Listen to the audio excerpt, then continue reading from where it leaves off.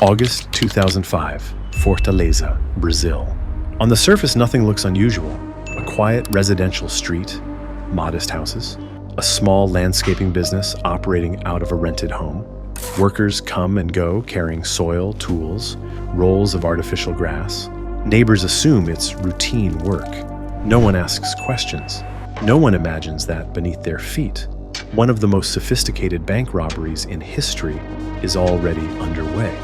256 feet away stands a reinforced concrete building designed to protect a nation's wealth, the Central Bank of Brazil. Its vault is considered untouchable. Multiple security layers, seismic sensors, surveillance systems, armed guards, redundant alarms. The kind of place criminals don't try to break into, because breaking in is impossible. So the men planning this heist don't break in at all. They go under.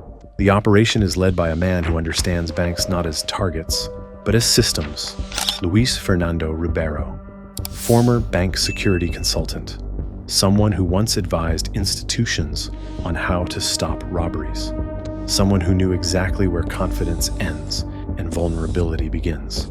He understood a critical truth that most criminals ignore. Banks don't fear force, they fear disruption, and they build their defenses accordingly. Ribeiro doesn't need to defeat alarms. He needs to avoid triggering them. The plan begins quietly with paperwork. A rental agreement, a registered landscaping business, a reason to explain trucks, soil, equipment, and long work hours. Everything visible is legal. Everything suspicious is hidden underground. The house becomes a disguise not for criminals, but for labor. Inside, beneath floorboards, the real work starts. The tunnel is not crude. It is engineered, reinforced with wood supports, lined with plastic to control moisture, equipped with lighting and ventilation. Workers dig in shifts, day and night, for nearly 3 months. Clay and rock are removed bucket by bucket. Water pipes and electrical lines are mapped and avoided. Soil is dispersed carefully, so nothing accumulates in ways that raise suspicion. This is not desperation, it is discipline. 25 men participate, each with a role: digging, reinforcing, transporting, managing logistics.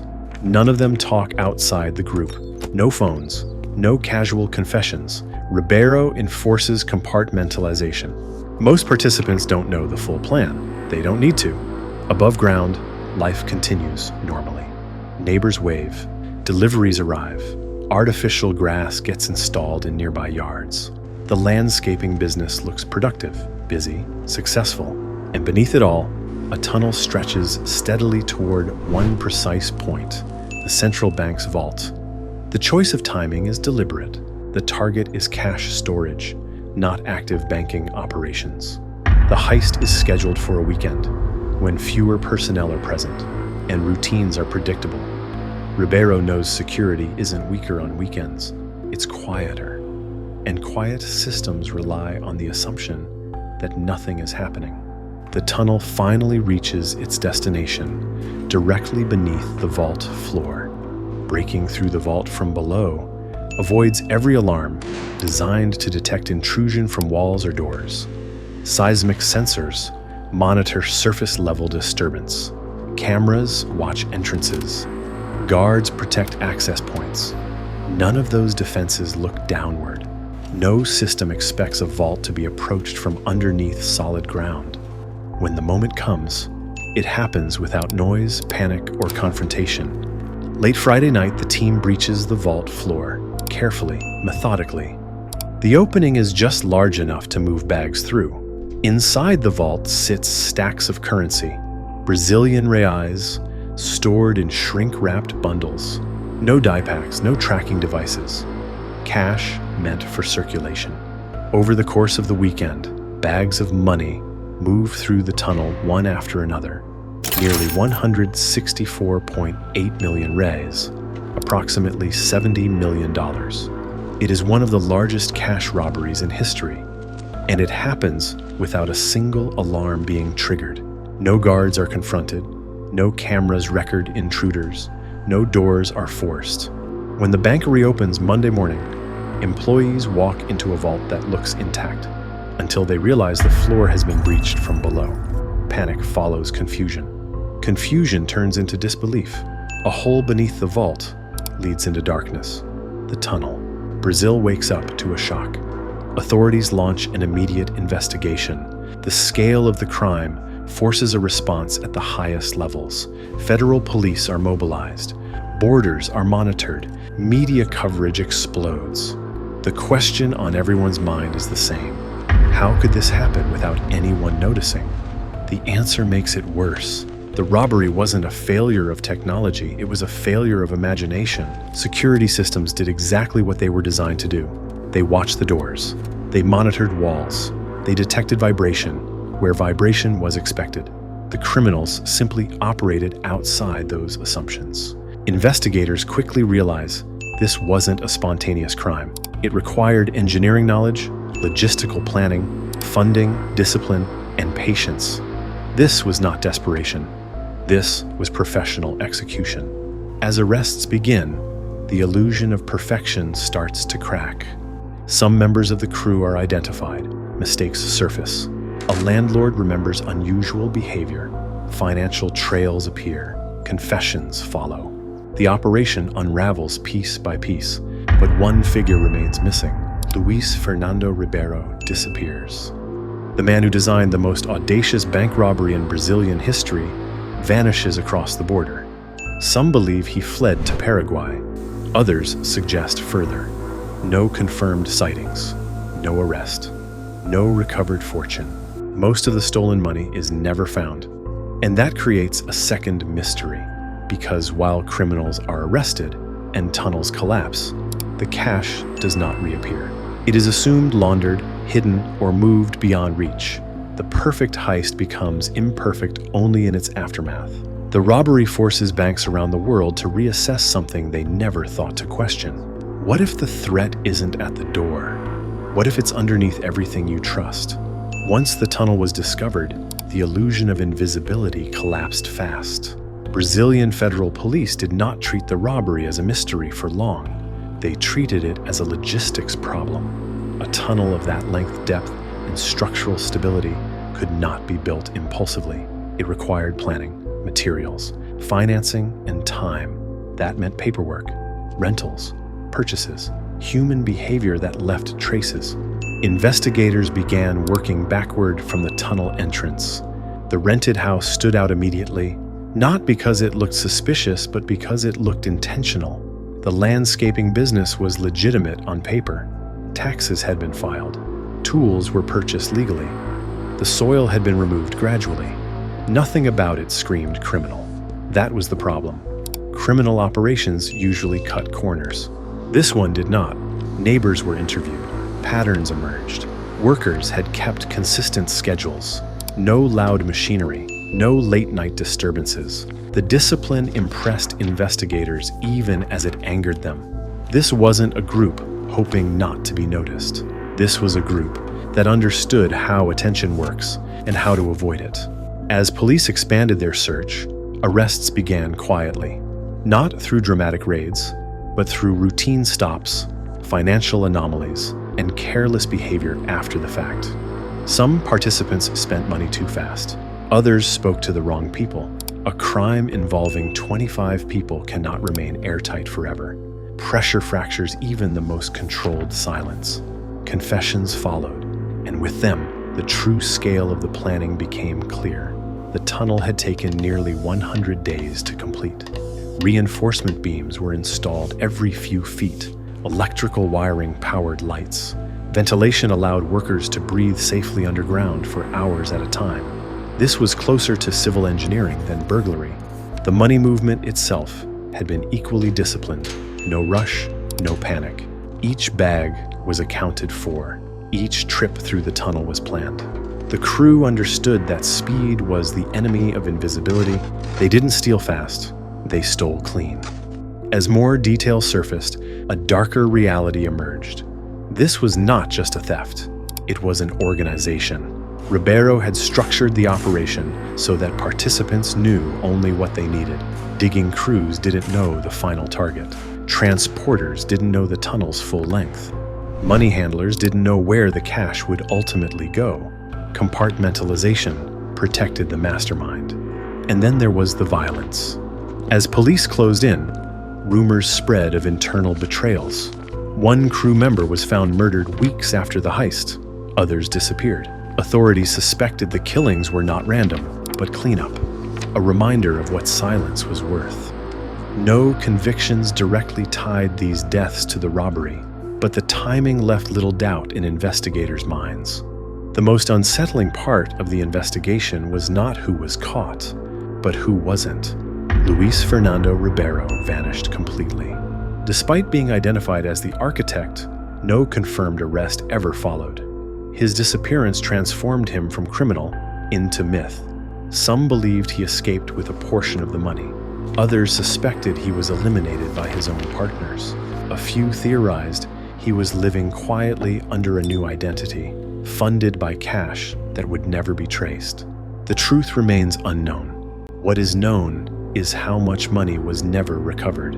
Estimates vary, but the majority of the stolen cash disappeared permanently. It did not surface in banks. It did not trigger major laundering alerts. It did not reappear in seized assets. It simply dissolved into the global economy. That fact disturbed financial regulators more than the theft itself. Cash is supposed to be traceable by volume, behavior, and movement. This money avoided all three. It moved slowly. It was broken into pieces. It flowed through informal networks. The system never noticed. The central bank faced a different kind of fallout. Public confidence was shaken, not because guards failed or alarms malfunctioned, but because the vault itself had been vulnerable in a way no one anticipated. The building had been designed to repel intrusion, not to be undermined from below. This forced a global reassessment of vault security. Banks around the world quietly updated design standards, reinforced floors, ground sensors, subsurface monitoring, threat modeling expanded downward. No press releases announced these changes. Institutions rarely advertised lessons learned from embarrassment. The tunnel heist became required reading inside security firms, not as a case of brilliance, but as a case of assumptions failing under pressure. What made the crime so unsettling was not its complexity, it was its patience. Nothing about the operation relied on cutting-edge technology. There were no digital exploits, no hacked systems, no insider access to alarms. The tools were shovels, timber, wiring, and silence. The sophistication came from understanding human expectations. Banks expect attacks to be fast, loud, aggressive. They build defenses accordingly. Ribeiro exploited that bias. Even the aftermath followed a familiar pattern. Institutions repaired infrastructure. Authorities made arrests. Headlines faded. But one question remained unresolved. If this vault could be breached without force, how many others were relying on the same assumptions? The heist permanently altered how secure was defined. Security was no longer about layers alone. It was about perspective. What are you not watching? What direction feels impossible? The Brazilian tunnel robbery didn't just steal money, it stole certainty, and that loss echoed far beyond Fortaleza.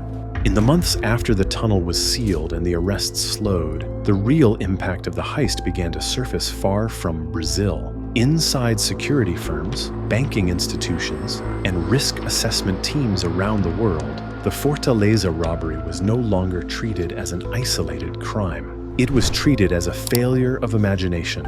Every major vault had been designed around the same assumption. Threats come from the outside, move inward, and announce themselves through force or speed. Alarms, cameras, guards, and reinforced doors were all built to react to intrusion. What the tunnel exposed was a blind spot beneath that entire philosophy. If an attack never triggers urgency, systems designed to respond to urgency simply never wake up. The heist didn't succeed because the bank was careless. It succeeded because the bank was confident. That distinction mattered. Confidence shaped how risk was modeled, how budgets were allocated, and how unlikely scenarios were dismissed. Digging a tunnel hundreds of feet long beneath a city block into a federal vault sounded unrealistic.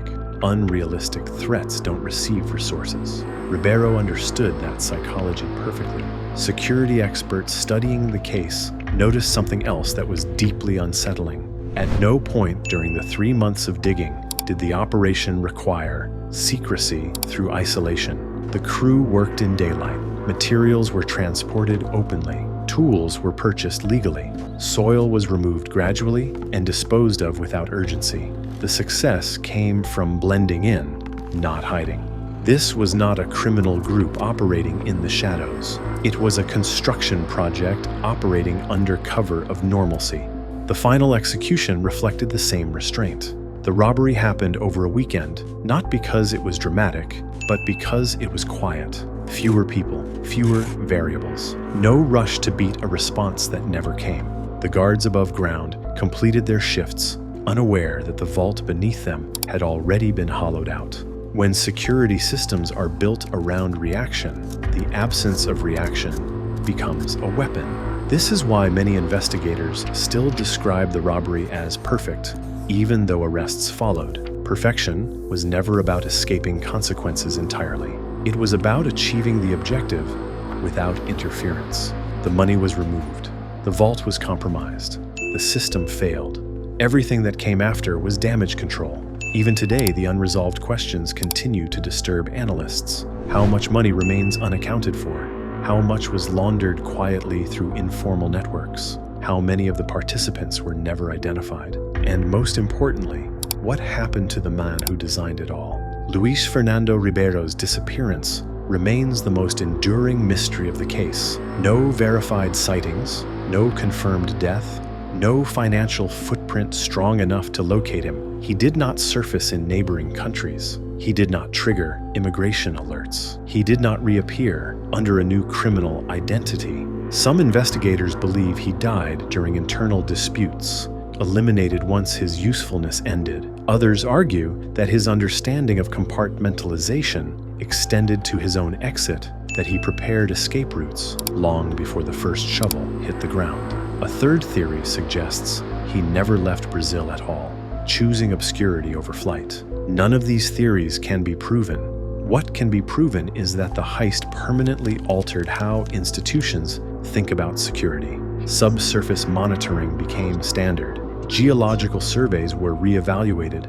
Vault construction guidelines changed quietly across multiple countries. Banks stopped assuming that walls defined boundaries. They learned that space is three-dimensional and threats are patient. The tunnel robbery also reshaped how criminals studied opportunity. It demonstrated that complexity is not required for scale. Discipline matters more than innovation. Silence matters more than speed. Understanding human expectation matters more than advanced tools. Many later crimes borrowed elements from this philosophy, even if they never reached the same scale. The lessons spread without needing to be taught. Perhaps the most uncomfortable truth exposed by the heist is this: the crime did not rely on corruption at the bank, advanced hacking, or insider access. It relied on time. Time to plan, time to dig, time to think. Modern systems are built to detect sudden change. They struggle with slow certainty. That vulnerability exists everywhere, not just in banks. Infrastructure, governments, corporations, and institutions all prioritize visible threats. Quiet ones pass beneath them unnoticed. The Central Bank of Brazil eventually replenished the stolen currency. Markets stabilized. The story faded from headlines.